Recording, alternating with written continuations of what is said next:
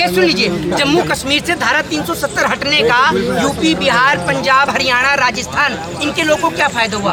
जम्मू कश्मीर से धारा 370 हटने के बाद नौजवानों को रोजगार मिल गया, बेरोजगारी समाप्त हो गई। मुद्दा नहीं है, मुद्दा अच्छा, रोजगार मुद्दा ही नहीं है। दूसरे काम गिनाइए, पहले काम गिनाइए,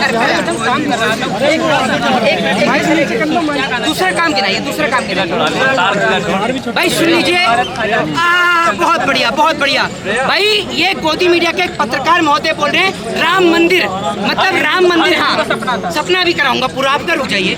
ये कह रहे राम मंदिर, राम मंदिर यानी ये कह रहे मोदी जी ने बनवाया है। तो एक बात, यानी मोदी जी ने सुप्रीम कोर्ट के जज को खरीदा और राम मंदिर बनवाया। मैंने ये भाई कह रहे हैं, क्योंकि ये कह रहे मोदी जी के, मैंने कहा मोदी जी के 5 काम गिनाओ, आपने कहा राम मंदिर बनाया है।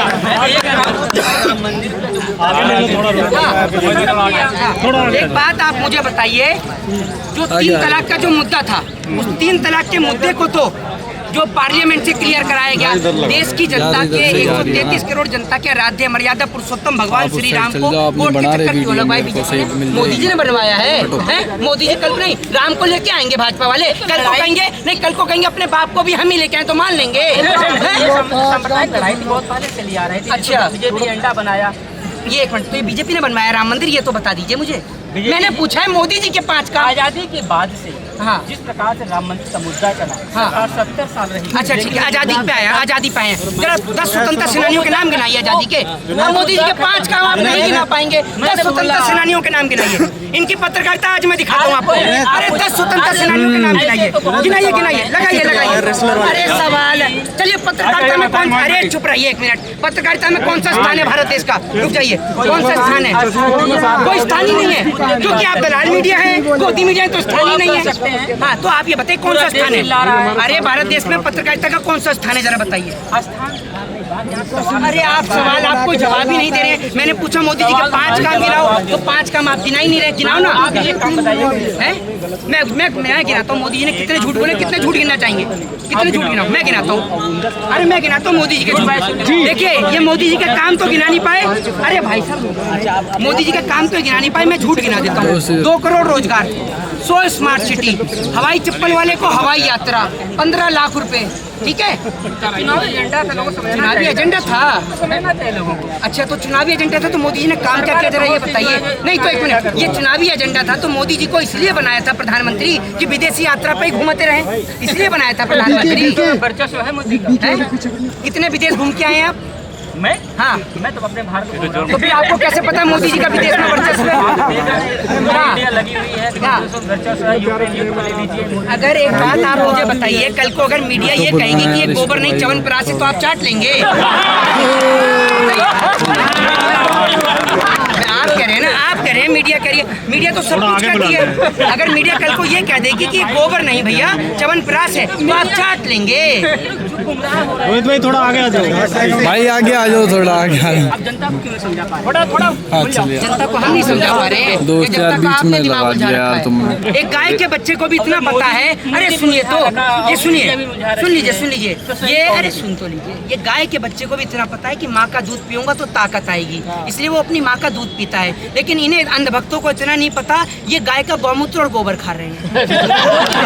कहा जाता है अंधभक्त कहेंगे या समर्थक कहेंगे? किसे अंधभक्त है? अंधभक्ति में लीन है।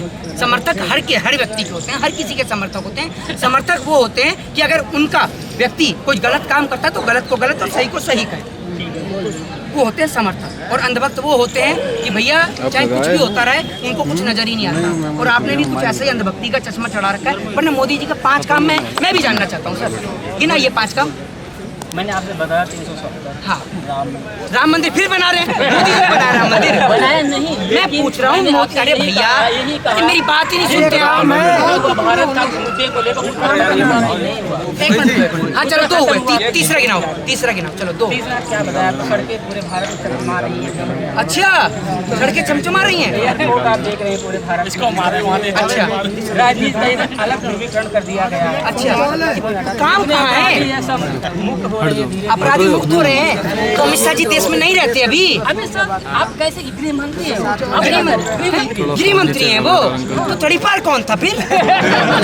मिली तो मिलेगी नहीं क्या? बहुत से नेता अरे भैया आरोप करता मैं पूछ रहा हूँ, शादी हो गई आपकी?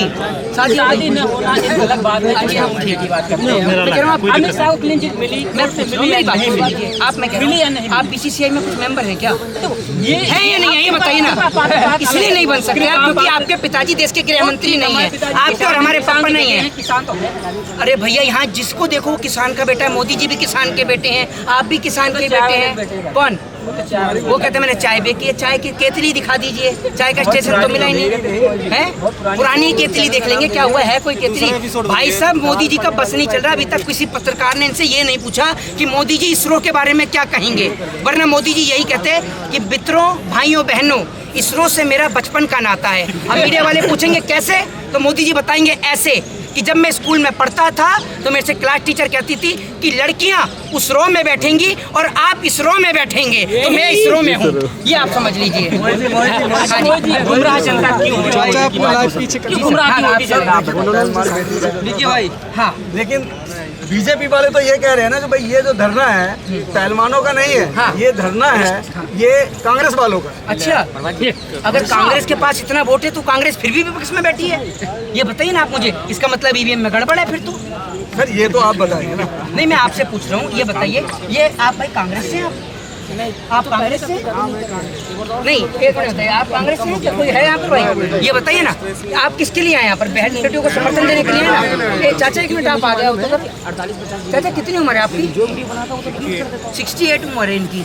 68 साल की उम्र में इनका जमीन खरीदने की औकात ना किसी सरकार की नहीं है, ये बात आप समझ लीजिए। ये यहाँ आकर हम जैसे बच्चों को सिखा रहे हैं कि जब बात आपके देश की हो, आपकी मिट्टी की हो, जब बात आपकी देश की बेटियों की हो तो किस प्रकार से अपने हक और अधिकार की लड़ाई लड़ी जाती है, वो हम इन जैसे लोगों से सीखते हैं। और हमारे को बड़ा गर्व और हमारी छाती चौड़ी होती है कि जिस आज़ादी के लिए हमारे देश के पूर्वजों ने अपनी जान कुर्बान करी, देश के स्वतंत्रता सेनानी के तौर पर काम किया, उस आज हम उस आज़ाद मुल्क में हम रहते हैं और हमें गर्व है इन जैसे लोगों पर। और मैं सैल्यूट करता हूँ इन जैसे लोगों पर जो यहाँ पर आते हैं। और ये आप इन्हें कांग्रेस का कहेंगे?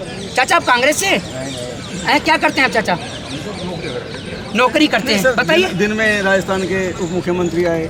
भाई साहब बिल्कुल आएंगे, क्यों नहीं आएंगे। एक बात आप मुझे बताइए, राजस्थान के उप मुख्यमंत्री का क्या परिवार नहीं है? मोदी जी का ही तो नहीं है, बाकी सबका तो है। ठीक है, इस बात से हम सहमत हैं। मोदी जी 2024 का लोकसभा का इलेक्शन होना है और आप युवाओं को क्या संदेश देना चाहेंगे? जंतर मंतर के प्रांगण से जहाँ से राजनीति भी होती है, एक नेता भी निकलता है यहाँ से, आपने देखा भी है, नहीं क्या कहना तो चाहेंगे? संदेश तो आप सारा दे ही रहे हैं, 24 घंटे तो आप दिखाई रहे हैं पाकिस्तान में बुरा हाल है, पाकिस्तान में हिंदुओं का बुरा हाल है। हम क्या संदेश दें? आप 24 घंटे रसिया और यूक्रेन दिखा रहे हैं, शर्म तो आपको आनी चाहिए। आप इतना ही संदेश देंगे कि इन जैसे लोगों को देखना बंद कर दें। अपने टेलीविजन का जो 8 से 9 का जो कार्यक्रम आता है, अभी मैं उसमें देख रहा था, एक वो गुल्लू आता है, गुल्लू नाम का एक पत्रकार है, वो न्यूज़ 18 का चश्मा लगा के आता है, आजकल चश्मा भी लग गया उसके। वो उसने बुला रखा था शो में धीरेन्द्र शास्त्री को। भाई साहब वो यहाँ आकर के पहलवानों को नहीं बुला सकता? मैं ये कहता हूँ कि अगर हर एक देश की गोदी मीडिया जिनको कहा जाता है, वो 1-1 घंटा का टाइम अगर देश के पहलवानों को दे तो पूरे देश के अंदर आवाज़ गूंजेगी इनकी। आज पूरे रोड पर बैरिकेड इधर से उधर लगा के बंद कर दिए हैं। इस पीछे वाले रोड से बसें निकल कर जाती थी ताकि लोगों को पता ना चले कि यहाँ पर क्या हो रहा है क्या नहीं हो रहा है। इस कारण से बैरिकेड लगा के यहाँ बंद कर दिया गया है। आप माने ना माने, इस देश के अंदर नरेंद्र मोदी जी पूरी तरीके से डिक्टेटरशिप यानी तानाशाही स्थापित करना चाहते हैं। ये बात आपको समझ वही थी, मगर लोग ये कहते हैं कि मुझे नरेंद्र मोदी से कोई दिक्कत नहीं है, उनकी चुप्पी से दिक्कत है। जी भाई साहब मैं आपको एक बात बता दूं, नरेंद्र मोदी जी वैसे भी कौन सा कुछ करें, चुप रहे, कोई दिक्कत नहीं है, लेकिन कम से कम ब्रजभूषण को गिरफ्तार तो करवा दें।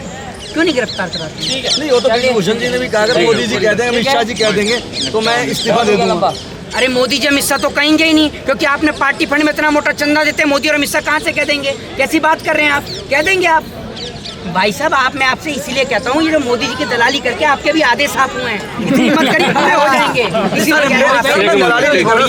मैं तो आपसे सवाल कर रहा हूँ, क्यों छोड़ आप दें? युवाओं को बोलिए जो क्यों छोड़ दे सर? आप मोदी जी की इतनी जो तारीफें करते हैं, जरा यहाँ भी गिनाइए तारीफ। मैं तारीफ ये संबित पात्रा के सामने सारी तारीफ गिनाएंगे, हमारे सामने भी गिनाइए। मेरा कहने मतलब जो युवा है वो यूथ भी भाग जा रहा है, क्या कारण है? यूथ क्यों नहीं बहकेगा? 24 घंटे नहीं, 24 घंटे आप जब यूथ क्यों नहीं बहकेगा? आप यूथ देखिए सही रास्ते पे आएगा जब आप धीरेन्द्र शास्त्री जैसे लोगों को इंटरव्यू लेंगे। आप उनकी जगह इंटरव्यू लेने का काम करिए, IAS IPS का इंटरव्यू लीजिए। लीजिए ना, आप क्यों नहीं लेते? आप डॉक्टर्स का लीजिए, आप इंजीनियर का लीजिए, एडवोकेट का लीजिए। आप जैसे लोगों का इंटरव्यू लेंगे वैसे ही लोगों को तो देश सुनेगा। जब आप इंटरव्यू ले रहे हैं उनका, धीरेन्द्र शास्त्री का, लोग कह रहे हैं कि वो 26-27 साल का लौंडा जो है वो हिंदू राष्ट्र की मांग कर रहा है। अगर वो पढ़ा लिखा होता तो संविधान वाले राष्ट्र की मांग करता, नहीं पढ़ा तभी हिंदू राष्ट्र की मांग कर रहा है। एक बात बताइए, जी। ये भारत धार्मिक देश है, बहुत धार्मिक देश है। हाँ। बहुत से धर्म यहाँ पर है। जो युवा है, हाँ। जो लोग वही देखना चाह रहे हैं और धीरेन्द्र शास्त्री लोगों को अपनी तरफ वही दिखाना चाह रहे हैं। हाँ। क्या नहीं, इस देश का नौजवान नहीं, इस देश का नौजवान ये देखना चाहता है हिंदू राष्ट्र। अभी आपने देखा बिहार में कितना बड़ा जो कि आंदोलन हुआ। मैं नहीं देखता, आप देखते हैं। आप आचार्य होंगे आपके, आप मानते हो कि मैं नहीं मेरा कोई देखता? आचार नहीं, मेरा करने मतलब यूथ है साथ में। क्यों देखेंगे हम? साथ जैसे लोग तो हाँ, तो मैं तो 100 साल का बुड्ढा हो गया ना, मैं तो 100 साल का बुड्ढा हो गया, हम तो नहीं देखते। तो ये क्यों देखेंगे हम? आज इन युवाओं को वैज्ञानिक की तरफ बढ़ना चाहिए, सोशल नहीं करेगा किसी और से। तो एक बात आप मुझे बताइए, नहीं आप लोग दिखाते यही हैं, आप लोग दिखाते यही हैं। 24 घंटे नहीं दिखाते क्या मीडिया पर? 24 घंटे यही दिखाते हैं। आप चर्चा करिए एजुकेशन के ऊपर, हेल्थ के ऊपर, डेवलपमेंट के ऊपर, देश के विकास को लेकर कि देश का कैसे प्रोग्रेस किया जाए उसके ऊपर चर्चा करिए, तो देश के नौजवान उसे सुनेंगे। जय हिंद, जय भारत, वंदे मातरम। धन्यवाद। अभी आप सुन रहे